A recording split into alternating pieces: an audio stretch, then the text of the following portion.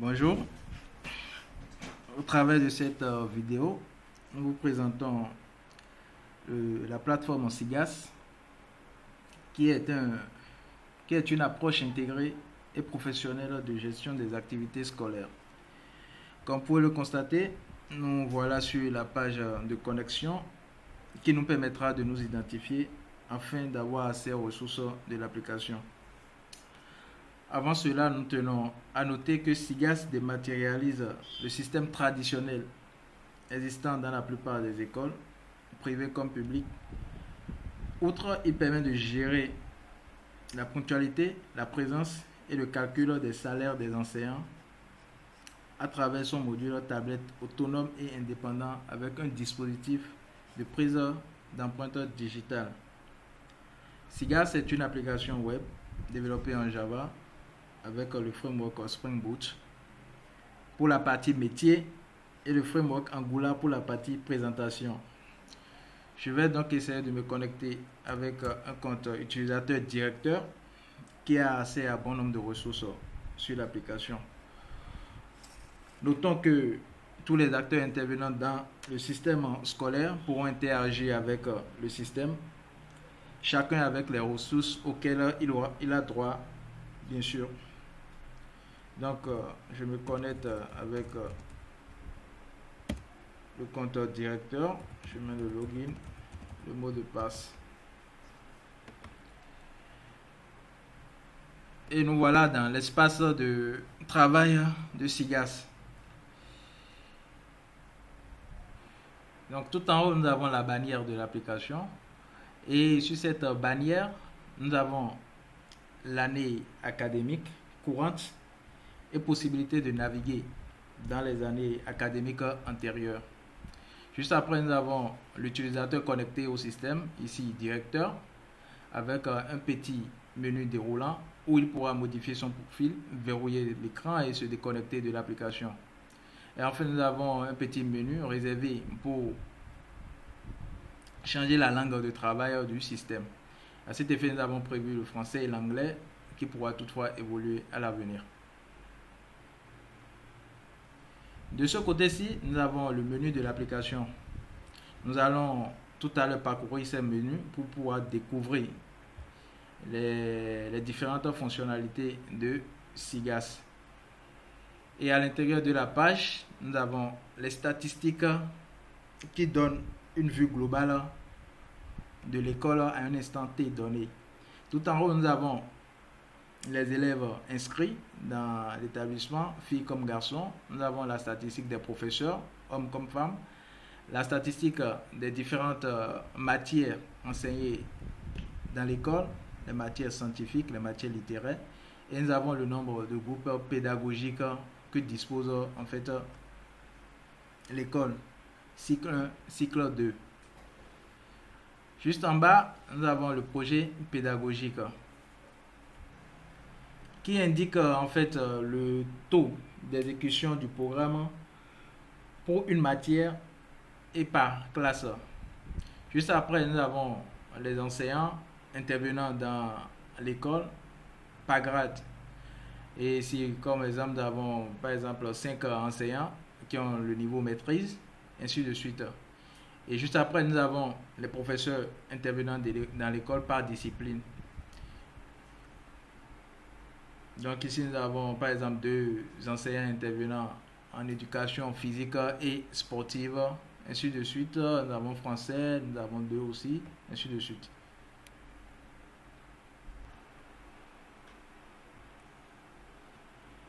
Ici, nous avons le point journalier des présences au cours des enseignants.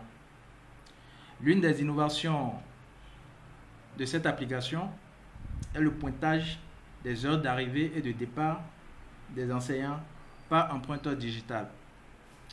Par exemple, si nous prenons l'enseignant John Doe 1, il a cours normalement de 12h à 14h et s'est pointé à 12h19 et est parti à 14h15. Donc, ce registre de présence numérisé servira donc à calculer le salaire des enseignants et permettra donc de réduire la charge salariale de l'école. Juste en bas, nous avons les indicateurs de performance. Étant donné que SIGAS gère les notes, nous les analysons pour déduire les indicateurs de performance qui sont en réalité le niveau des apprenants par matière. Et enfin, nous avons la statistique des évaluations. Ici, par défaut, c'est sur le deuxième trimestre. Je vais me rendre pour avoir les données dans le premier trimestre.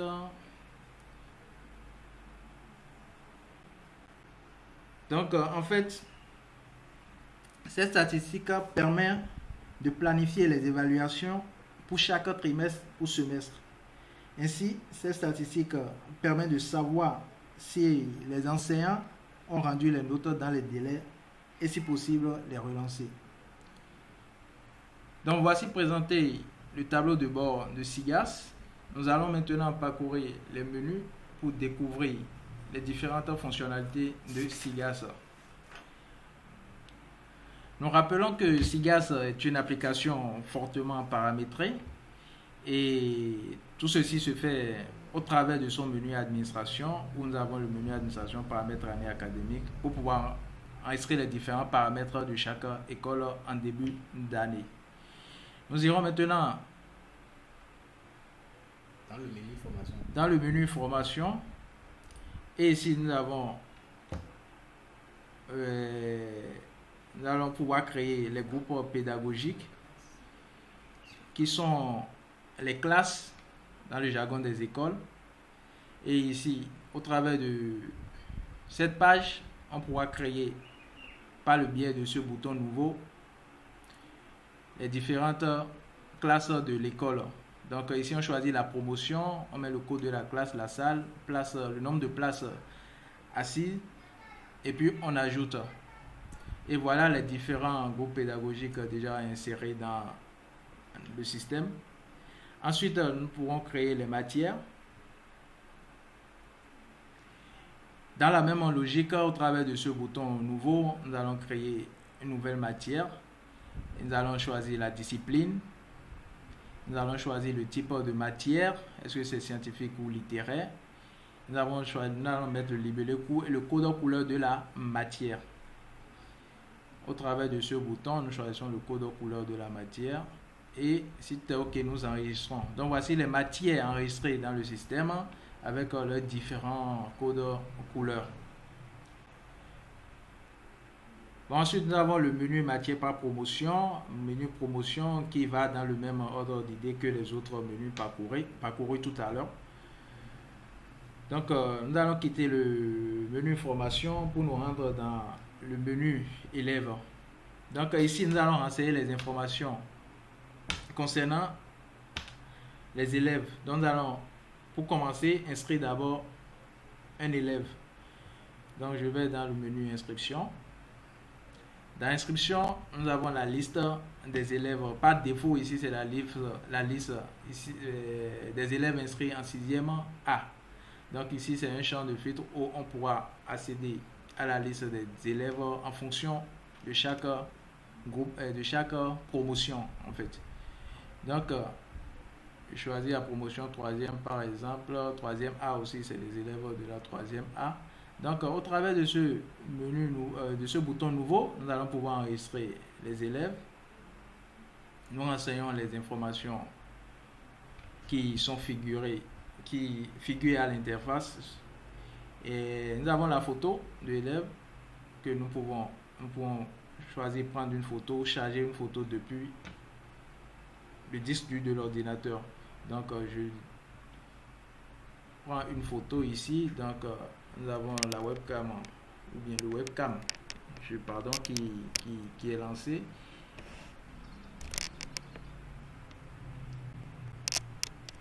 Et là, je vais pouvoir prendre une photo et la rogner si possible pour pouvoir bien cadrer ma photo.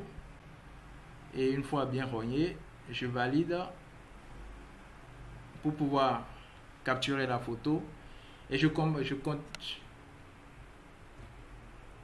continue le reste du formulaire. Je continue à renseigner le reste du formulaire. Ensuite, je parcours. On voit que le formulaire est scindé par étape.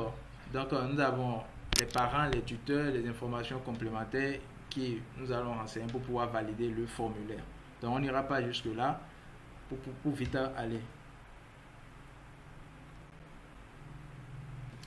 Toujours dans le menu élève, nous avons le sous-menu absence au cours qui nous permet en fait d'enregistrer les différentes absences des écoles, des élèves. Donc, je choisis le mois de novembre par exemple. Donc, on voit quelques informations enregistrées ici. Que l'élève durant John 13 a manqué au cours d'histoire géo, au cours qui est à 8h à 10h. Donc, ici aussi, on pourra enregistrer une absence par ce formulaire. Donc, nous choisissons la promotion, la classe, les informations qui sont demandées et puis nous enregistrons. Et on a la possibilité d'imprimer aussi la liste des absents au cours. Nous continuons la fiche de punition. Donc, au travers de ce menu, nous renseignons aussi les différents. Nous renseignons les punitions des élèves. Si les élèves ont eu un manquement par rapport au professeur, tout est renseigné dans le système pour par la suite générer en fait la conduite automatique des élèves. Et nous tombons en même temps sur le sous-menu conduite et nous voyons directement les différentes notes de conduite des élèves par rapport à tout ce qu'ils auraient eu comme à tout ce qu'ils auraient commis comme dérive. La conduite est décrémentée au fur et à mesure en fonction des différents paramètres qu'on aurait renseignés au niveau du paramètre académique qu'on avait signifié au début de l'application. Voici donc de façon ramassée les fonctionnalités disponibles dans le menu élève. Pour la suite, nous irons dans le menu planning des activités. Et là, nous avons aussi les différentes fonctionnalités disponibles. Nous irons en même temps sur le sous-menu emploi du temps. SIGAS permet de gérer les emplois du temps de façon souple et assiste aussi dans l'attribution des horaires pour éviter le problème de chevauchement des heures. Nous avons ce champ qui nous permet en fait de rechercher l'emploi du temps par classe ou par enseignant. Donc nous allons rechercher l'emploi du temps par classe. Nous allons choisir la promotion 6e A. Donc là, ça nous affiche en fait l'emploi du temps de la 6e A. Comme vous pouvez le constater, l'interface est organisée en jour et puis en jour et puis en horaire. Donc l'interface est assez simple d'utilisation. Il suffit juste de cliquer dans le champ concerné. Par exemple, si il y a un cours le mardi de 7h à 8h, il suffit juste de cliquer dans le champ 7h, 8h à mardi. Il vous fait apparaître le formulaire pour pouvoir enregistrer le cours. On sélectionne le cours, il y a l'heure de début et la durée de la séance. Donc c'est juste une séance de 1 heure. On choisit la matière concernée, par exemple c'est communication écrite, et on choisit l'enseignant. Et je choisis par exemple l'enseignant 2 et j'enregistre. Donc nous voyons qu'en communication écrite, ça a été planifié et il y a le bouton de sauvegarde qui clignote pour pouvoir enregistrer l'emploi du temps. Je ne veux pas enregistrer, donc je continue. Donc il est possible d'imprimer en fait l'emploi du temps aux différents formats, en format donc ISA, en format PDF. Donc je peux imprimer cet emploi du temps. Donc ça montre que c'est en train de se charger. Donc voici l'emploi du temps qui a été généré. Donc voici ce que j'ai programmé tout à l'heure, 7h à 8h, communication écrite. Donc ici, voici l'emploi du temps qui a été généré. Vous voyez le censeur qui a écrit la date de l'édition. Nous sommes aujourd'hui le 8-11. Et donc, en bref, c'est ce qui est à noter côté emploi du temps. Nous allons maintenant passer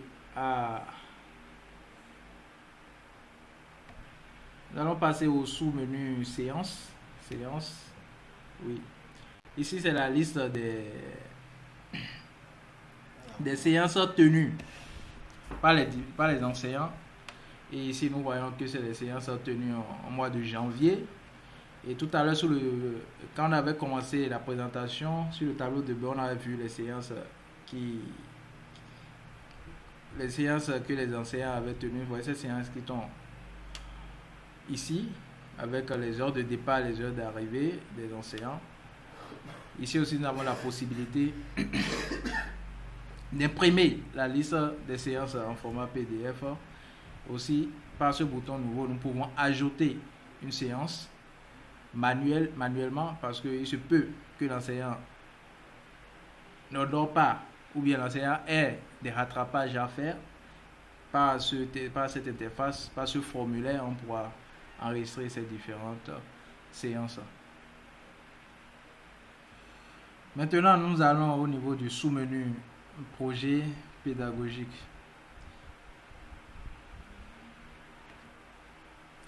Dans le sous-menu projet pédagogique, on enregistre en fait le programme à exécuter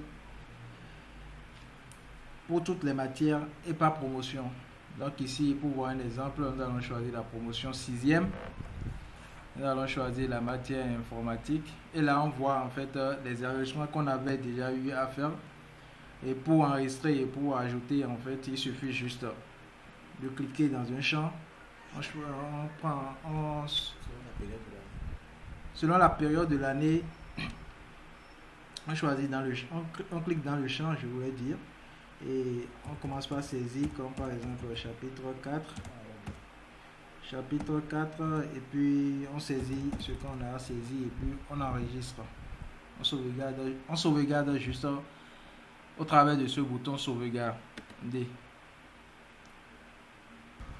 Ceci permet en fait de suivre l'exécution du programme comme nous l'avions expliqué au début de la présentation au niveau du tableau de bord. Donc pour suivre le projet pédagogique ainsi établi, nous irons dans le sous-menu progression. Nous irons dans le menu sous-progression, dans le sous-menu progression, et nous choisissons en fait la promotion. Tout à l'heure, c'était la 6e A et informatique. Et ce sous-menu, c'est à titre informatique pour pouvoir voir le taux d'exécution des différentes rubriques du programme renseigné. Donc, voici un aperçu des différentes sous-rubriques du menu planning des activités. Nous irons maintenant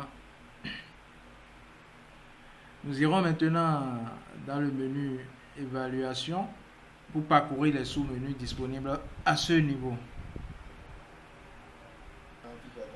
C'est au niveau de ce menu que nous allons gérer les notes des apprenants. Donc, directement gérer au niveau du sous-menu fiche de notes.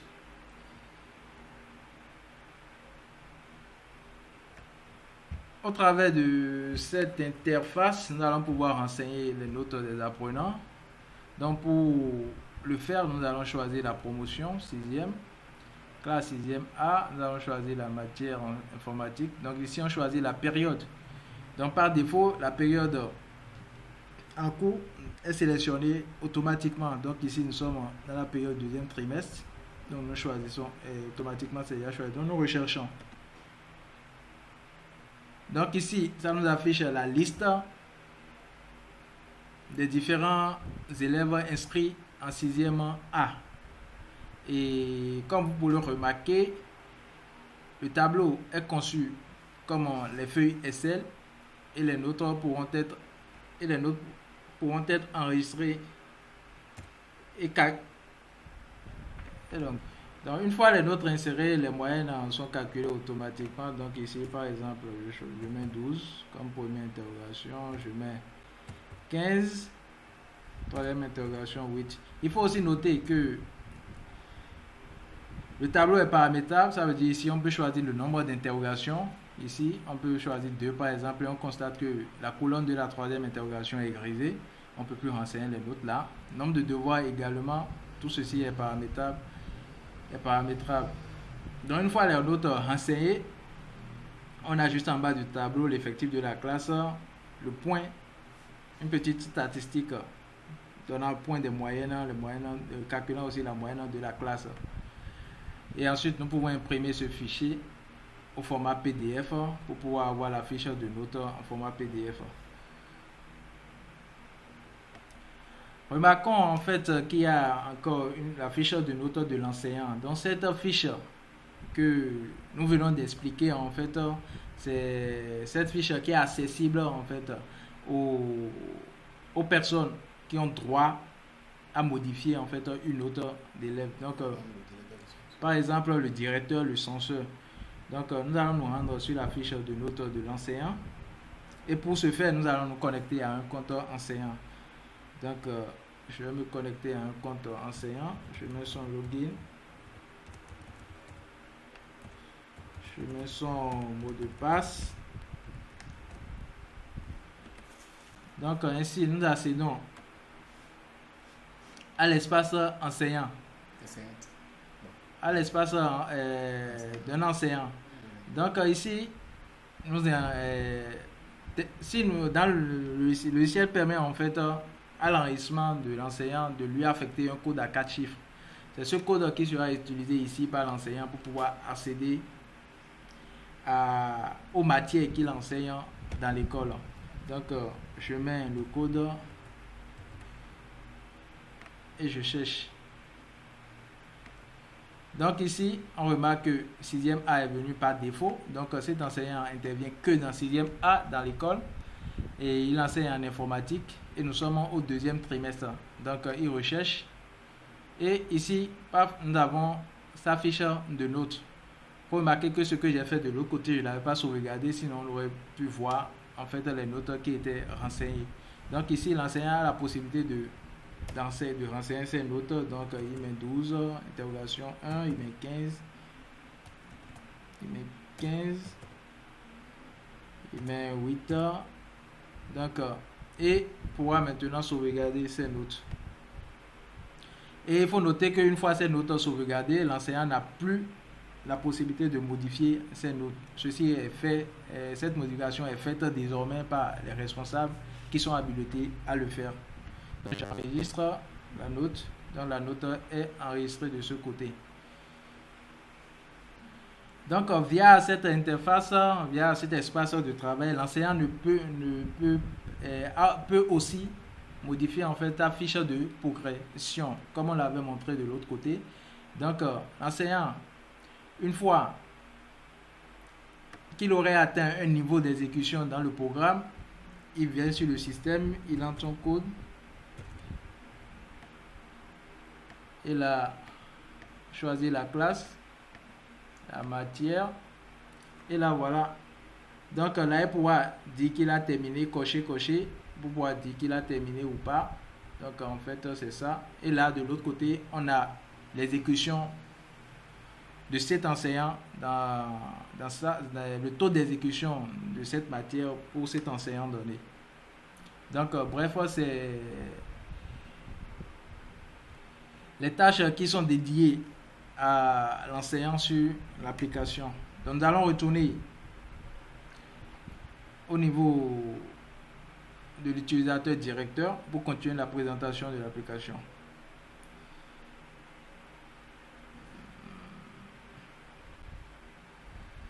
Donc ici, donc il suffit de réactualiser, on voit les notes que l'enseignant a eu à insérer de l'autre côté. Et ici on pourra modifier, parce que vous voyez en fait le crayon qui apparaît au passage du clic.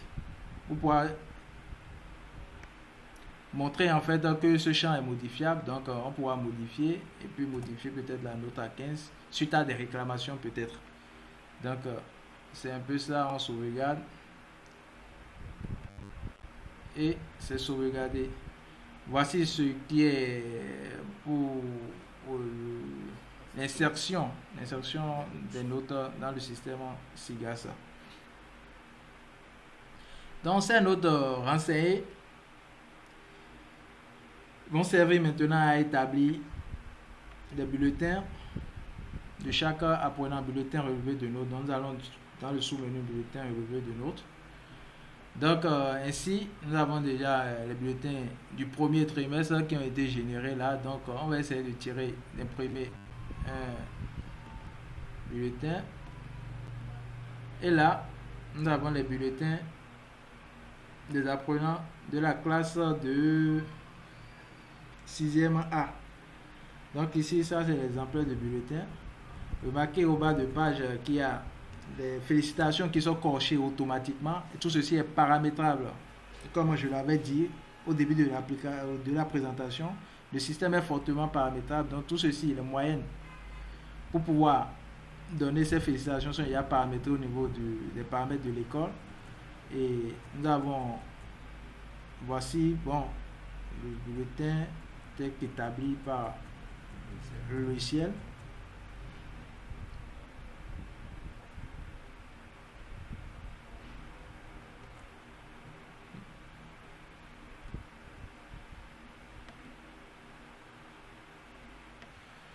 Donc, les notes renseignées servent aussi à générer les résultats de fin de trimestre et annuel. Donc, pour cela, nous irons dans le menu résultats. Et comme vous pouvez le constater, nous avons le sous-menu résultats annuel, résultats trimestriels. Je vais dans le menu résultats trimestriels. Et voilà un exemplaire de résultat qui a été tiré. Par exemple, ici, la classe de 6e A, l'effectif c'est 20, la moyenne supérieure à 10, le pourcentage des moyennes supérieures ou égal à 10, le premier de la classe, ici, il y a la moyenne le dernier de la classe, la moyenne. Donc ça présente de façon globale les résultats d'une classe donnée. Donc on pourra voir les détails de ce résultat ici. Et là nous voyons plus en détail en fait les résultats de cette classe. Pour chaque matière, donc on voit mathématiques, anglais, histoire, géo, lecture, pour chaque élève. Et on pourra aussi imprimer en fait le résultat de la classe. Et là c'est le résultat de la classe 6e A, c'est mis 6e A, tableau récapitulatif des résultats du premier trimestre, c'est ça. Et juste en bas nous avons la statistique de la classe. Donc c'est un peu ce que nous avons au niveau du menu résultats. Il y a aussi les résultats annuels. C'est dans la même logique que les résultats trimestriels, mais ça prend pour tous les trimestres ensemble pour pouvoir faire le travail. Au-delà du menu résultats, nous avons aussi le menu personnel. C'est au travers des différents sous-rubriques se trouvant dans ce menu que nous pouvons enregistrer, par exemple, les enseignants qui a aussi son formulaire d'enregistrement où nous avons les informations demandées.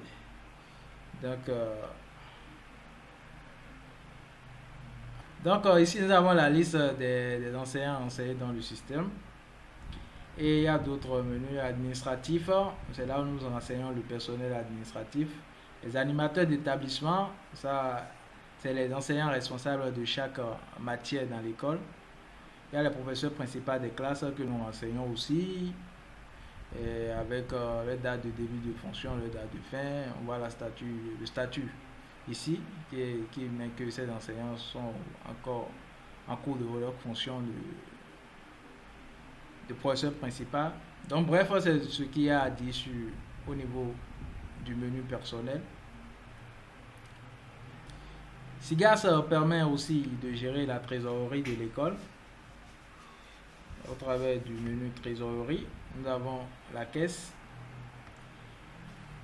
C'est au travers de ce sous-menu que nous renseignons les différentes caisses dont dispose l'école.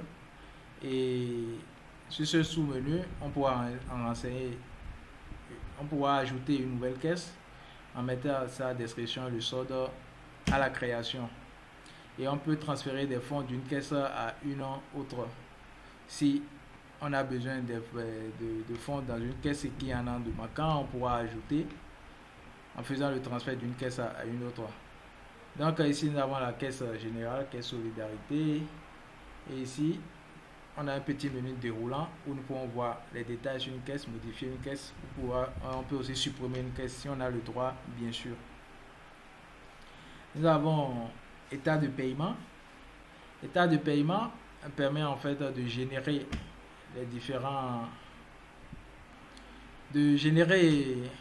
ou plutôt en fait de faire le décompte des différentes heures de travail des enseignants et pouvoir établir la fiche de paye. Donc ici, il suffit de faire nouveau, choisir paiement salaire, on choisit le mois du 25 au 25 qu'on génère. Donc ça, c'est les enseignants qui ont eu à travailler. Bon, d'après ce qu'on a eu enregistré, donc il y a classe de 3e A, il y a un théorique, un réel. Donc ici, par exemple, on voit que l'enseignant Do John 1, normalement, un théorique devait faire 2 heures, mais a fait 1h40. Donc ça va tenir compte en fait pour calculer en fait son dû en fait.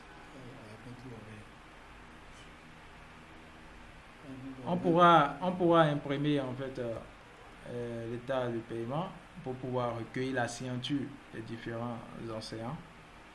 Donc c'est ce que nous pouvons dire en fait pour le sous-menu état de paiement.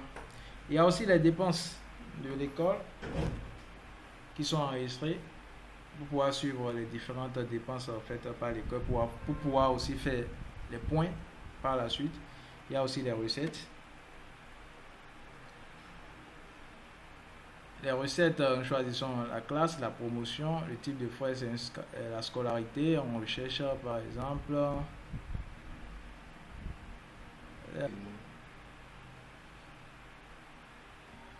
donc en fait le système nous signale qu'il y a qu'un montant en fait qui a été renseigné dans les paramètres pour les frais de scolarité, raison pour laquelle il ne nous affiche pas.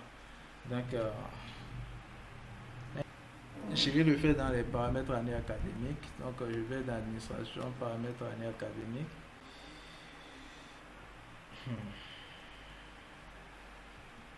Donc ici je choisis scolarité TD 6e, je mets scolarité, je mets peut-être 120 000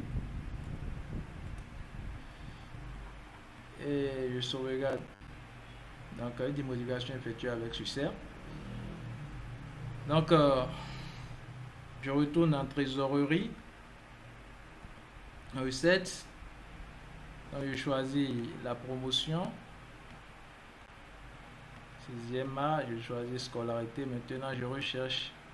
Donc il me fait sortir en fait la liste des apprenants de cette classe de la 6e A. Et là je peux toutefois ajouter. Donc ici je choisis. Donc au travers de ce bouton on pourra ajouter une scolarité. Donc je choisis cet élève par exemple, me dit durant jaune 11.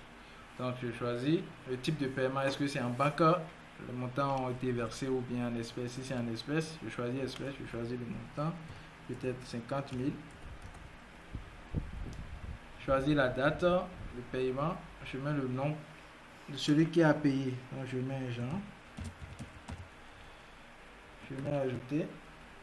Donc ici on a automatiquement dans le tableau que l'élève a payé 50 000 et qu'il reste 70 000, puisque tout à l'heure on avait dit que la scolarité c'était 120 000. Donc la somme de 70 000 50 000 font les 120 000. Et une fois les recettes renseignées, on pourra tirer les reçus de paiement.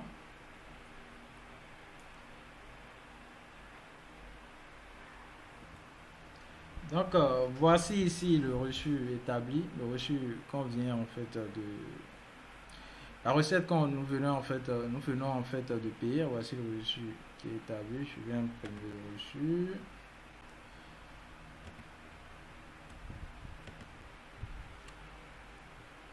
Et voici notre reçu. Donc, le reçu sur lequel nous avons un petit point. Donc, montant total du 120 000. Montant total payé 50 000. Donc, il reste à payer 110 000 à l'école. Donc, voici le reçu de paiement. Et bref, voici ce qu'il y a dit dans le menu trésorerie. Et pour finir avec trésorerie, oui, nous allons au niveau du tableau de bord. Nous avons le tableau de bord aussi de la trésorerie, qui permet en fait d'avoir un regard sur la trésorerie. Nous avons le solde. Nous avons le montant en caisse, recettes, les dépenses faites, les paiements en attente. Donc, nous avons une statistique en fait des différents montants disponibles par caisse. Ici, nous avons les recettes, la statistique des recettes par catégorie. Donc, ici, nous avons juste en fait les scolarités qui sont les seules recettes pour le moment. Et ici, nous avons le point de recouvrement des frais de scolarité, donc par promotion. Donc, si je prends la promotion 6e, la provision attendue, c'est 4 800 000. Recettes, jusque-là, c'est juste 220 000. Donc, il reste 4 580 000 qui doit entrer encore en caisse. Donc, bref, c'est de façon à ramasser ce qui a dit sur le tableau de bord de la trésorerie. J'oubliais, le système a aussi la fonctionnalité messagerie qui permet en fait d'envoyer les messages de façon périodique des notes des élèves aux parents. Donc, ceci est paramétré dans les paramètres année académique, le jour et l'heure à laquelle les SMS des notes renseignées doivent être envoyées de façon hebdomadaire pour que les parents suivent en fait l'élève depuis leur téléphone. Donc, de façon à ramasser les fonctionnalités qu'offre le logiciel SIGAS. Nous vous remercions pour votre attention. Merci, à la prochaine.